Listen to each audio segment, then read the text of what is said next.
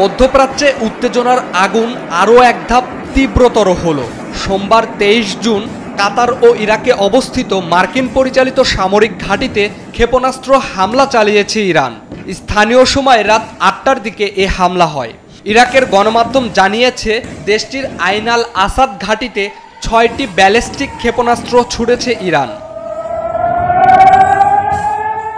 অন্যদিকে কাতারে অবস্থিত আল উদেইদ বিমান ঘাঁটি, যার আয়তন প্রায় 60 একর এবং যা মার্কিন সেন্ট্রাল কমান্ডের ফরওয়ার্ড হেডকোয়ার্টার হিসেবে ব্যবহৃত হয়, সেখানেও হামলা চালানো হয়।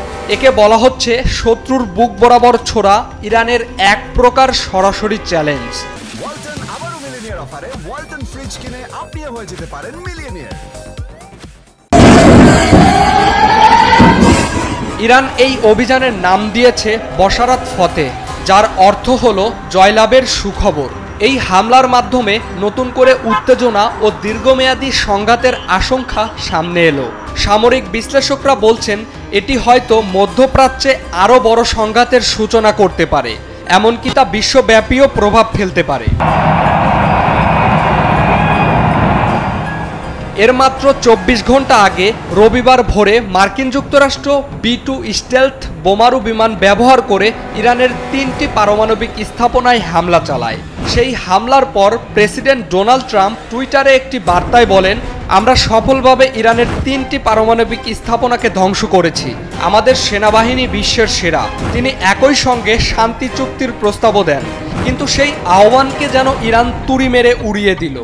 ইরানের সর্বোচ্চ নেতা আয়াতুল্লাহ আল খামেনি এই হামলার মাধ্যমে যেন ট্রাম্পের হুমকি, শান্তির ছলচাতুরি এবং ভয় দেখানো সব কিছুর জবাব একাই দিয়ে দিলেন। তিনি কার্যত বলে দিলেন, ইরান কারো কাছে মাথা নোয়ায় না, প্রতিশোধ হবে, বুক উঁচিয়ে দাঁড়িয়েই হবে। এই প্রবীণ ধর্মীয় নেতা যেন নিজের জাতিকে বললেন, মুসলিম মানচিত্র থেকে কেউ আমাদের মুছে দিতে পারবে না।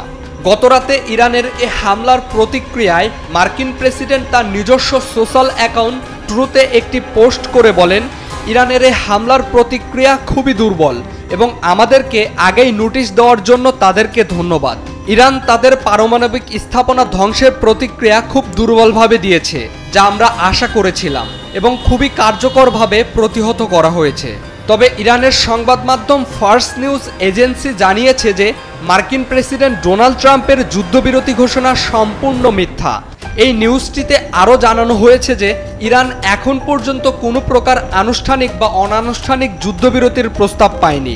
কয়েক ঘন্টার মধ্যেই আরও একটি জবাব দিয়ে ইসরায়েলকে এই মিথ্যা দাবি সম্পর্কে স্পষ্টভাবে জানানো হবে। সূত্রটি আরও উল্লেখ করেছে যে কাতারের দোহায় অবস্থিত মার্কিন সামরিক ঘাঁটিতে ইরানের হামলার পর নিজেদের অপমান থেকে বিশ্ববাসীর দৃষ্টি ঘোরানোর জন্যই যুক্তরাষ্ট্র এই মিথ্যা ঘোষণার পথ বেছে নিয়েছে।